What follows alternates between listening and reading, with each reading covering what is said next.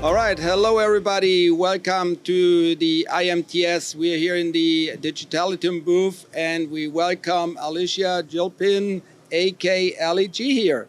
Hi. How are you? I'm doing great. How are you doing?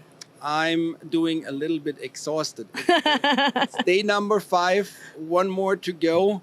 You know, bigger companies actually did this thing in shifts. So you did the first 3 days is the first shift, but people like us got to do all of it. And then the second 3 days, yeah. As we are both in the small business movement, you know how it is when Yes. you're your own boss. Yes, it is exhausting, like this show, more so. It means do it all yourself and do it all on your own. Yeah, one of the biggest differences that I noticed is, I used to have time to just like look at the internet for personal things, like during my job. But if I'm being paid by myself, I'm not going to do that. That's right. All my time is money, all of it. So tell us a little bit of what you're actually doing. Sure. So I did engineering. I started in process engineering. I got a chemical engineering degree. And then I did process engineering for 3.5 years. And then there was a big layoff, and I just frantically looked for anything. I was living in Phoenix at the time, and there's really not a lot of the type of manufacturing that I wanted to be in, because I was working in like true process engineering, actually for algae. But anyway, I found a company called Maverick, which back then wasn't owned by Rockwell, but now it is.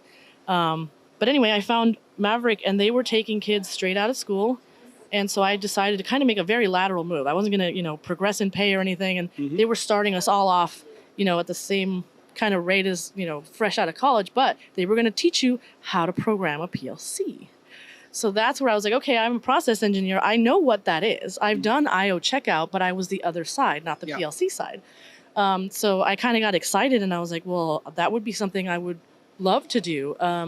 And so that was the beginning of me, transitioning from one form of engineering to the other. And there was, to me, a lot of overlap because I was so detailed in the way that I would make my equipment lists, and I could use that to like build a bill of material for like a control panel. But I had to figure out like how to make sense out of that. And then, but learning electricity was a little tricky because I wasn't an electrical engineer.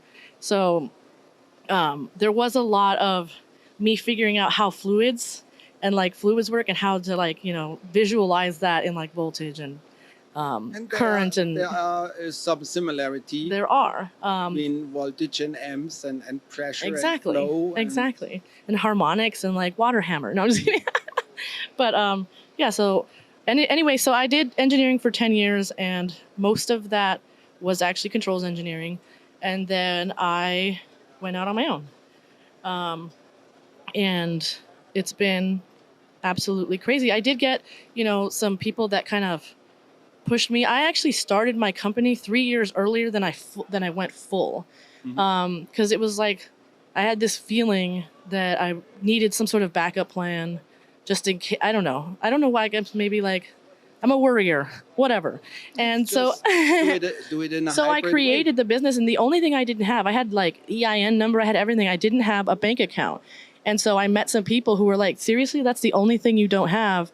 And you have all this drive, like, what's it going to take to get you to just, leave the 401k and like the security that we all have when we do our like, now there's, more risk, and there's still risk in like your W-2 job. But I fully agree on that. I finally just like, did have kind of the stars aligned, honestly. Like enough things went right, enough people were supportive, and then, I'm crazy. So then I went for it, and I went to my, put in my 2 weeks, and they were like, oh my God, like maybe you just need a reset, and this ended up being my reset. Is I am now a business owner, and I've just did my 1 year anniversary of like, going live, and I have money coming, I guess cash flow positive. Am I rich? No, but money's coming in, and I have work. So, and I'm trying, important factors. Yes, I'm growing. Yes. Now I am in growing pain, because, actually last month was the first time that like as a business owner and an engineer, right? That I was able to give my work to someone else and just trust them to do it because I was literally out of state. So I was contracted, and I have a contract, and I have to like have people, do these things, and I wasn't there at all. And I'm like in the middle of another project. So I figured out, how do I manage, and I survived. That was the biggest thing that I like couldn't picture. I was like, how will this be? And there was so much anxiety involved, and just so much like, oh my God, I'm going to make my customer mad, or, my guys are going to do something really bad at the plant that and it all worked out. And, but now I feel more confident about like starting to give away so much of that control that I have, because, engineers want to do everything themselves. It's really hard for us to like, first of all, let people go. And then as a business owner, it's the same. You have to have everything under control in order to control it. Yeah, and you're worried always about people making mistakes under your name, and that is part of it. That's why you have to pick good people. Yes. Then now I get to hear it from my customer about, and that's part of, being a business owner, is kind of shielding your people from that, but picking them. In your second year? Yeah. Yeah, like us? I'm in the middle of my second year, yeah. And where are you based? What part of the country? I am out of Seattle, Washington. Seattle, Washington. Yes. On the other side. I am on the West Coast, yeah. We're in Atlanta, Georgia, so just diagonally down there. Okay. Cool. Pretty cool. And what brings you to IMTS? So I'm kind of here to promote my business, but also to promote my podcast that I started with Nikki Gonzalez called Automation Ladies. Which I heard through the magic of LinkedIn. Yeah, LinkedIn has changed a lot. It used to be where you get a job, and now it's actually a community. So if you really like automation or, manufacturing or whatever it is you like, sales, there's just a giant, like, it doesn't matter. Like, you can connect with other people like you and have like conversations that it's almost like a little place to have masterminds. That's right. And it allows actually you to connect. First of all, to find them, and then to connect virtually. Yep. And then as a next step, like we did today, first time face to face. Creator mode and have someone follow. Exactly. Yeah. Yeah. That's great. And that we didn't used to have that. That LinkedIn was just, you could connect to people and there was a limit. And now you can put it into creator mode and start putting content out, and people can just click and say, I want to follow because I want to see more of that same stuff that you're already putting on. That's right. And in this whole mode, you are also part of that creator lounge at IMTS, I assume? No, actually, I did get it. I did get an interview in there, but thanks to Megan. But I do plan to do a lot more of this type of, at trade shows. Yeah, and this kind of work where we're promoting our whole thing. Why we do that here? Sure. Talk to people and kind of spread the message from the IMTS out in the world for the people who cannot attend. Yeah. Okay. Yeah. Yeah. People do like that. The first show that I ever did that, I got a lot of people saying like, thank you for like all the posts because I wish I was there and like you helped me kind of be there. Yeah. And that was at like Pack Expo last year, was my first one that I went to like as a, coming out on my own. And Packaging Expo in Las Vegas. Pretty cool. And then I did Automate. Attended that show in the past as well. And have you been to Automate too? Probably? The last one was Detroit. I was to the previous one, which was here in before the whole pandemic and everything. Okay. Yeah. Yeah. And what type of work do you actually do? What type of systems do you work with? Stuff like. So it's kind of funny. Because we're in the U.S., right? Yeah. So I have to know Rockwell. I have to know what Allen Bradley is. Of course. I have to go all the way back to, PLC5, SLICs and MicroLogics, and now Control Logics, Compact Logics. Actually, in my lab, I have a Control Logics chassis, and I have like an L55, an old L55, and a brand new L81. So like the newest and the oldest like controllers on there. The antique old timer and the latest thing. Well, it isn't quite antique, right? Because it's not a PLC5 and I don't have that. But what was the question? Yeah, what type of systems? What do I do? Yeah. So I work on a lot of factory talk SCADA systems. I have more than one customer that has that. So I do support either adding more data points or another PLC into the SCADA. Or, programming that PLC, upgrades, I do, support, do troubleshooting. I just designed a control panel for an application in California where they're baking. So it's an oven type application. So you do the electrical design. I do the for design the- and programming. So and I will then do the programming part. Yeah, I will, and then I am very familiar with like how do you source all those parts. We're actually for my me and Nikki are gonna do a like training to teach people how do you like in general take like an IO list and design a general control panel, and then how do you procure all that Oh, and that's make pretty that cool. make that into a class, because like there's people do like Tim Wilborn will teach you how like to troubleshoot an existing panel or wire up one based on a drawing. It's like really good for technicians to be able to do really good troubleshooting.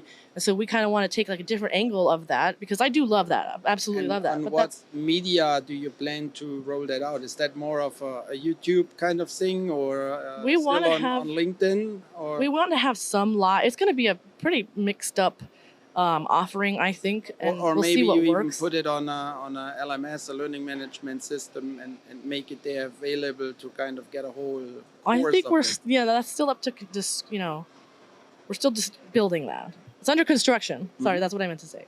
Okay. But yeah, that's the idea, is that she will take over because she's very good at championing finding parts, because there is an entire science behind getting your automation parts. It's not over when you're when you send out a purchase order. That's not the end. And I lived that because I ran a UL 508A shop. So I know that, just because you have you've sent out all the purchase orders, and that itself, getting to that point is hard enough. But then you have to get all of it in, give it to And your get guy, the right parts, make and sure they're make the right sure they're ones. actually available, which is nowadays the big issue. Oh, yeah, that that's you the order other thing. stuff and then you have half year or more lead time. Yeah. No, yeah, that would the immediate thing is now it's in and you don't know that lead time is so bad. So now you're going to wait. It's like, you better not. And without that part, you cannot do all your other stuff. Yeah. And then you have this triple effect and you get not done. Yeah. Just on this whole creating learning content, I kind of see on the market that actually more and more people create their own content to teach stuff and then push it out, for example, on YouTube, Yes. or even build their own learning management platform and make a business out of it, or Yep. at least the income stream, and let people pay for that content. Yes. How do you feel about that? That's kind of what we want to do. I think that everyone, that was kind of like the pitch they were giving in the creators lounge, is everyone is a creator. They really are. Yeah. If you know how to do someone else, Josh Welsh, I'm just trying to remember the guy's name, but he was saying that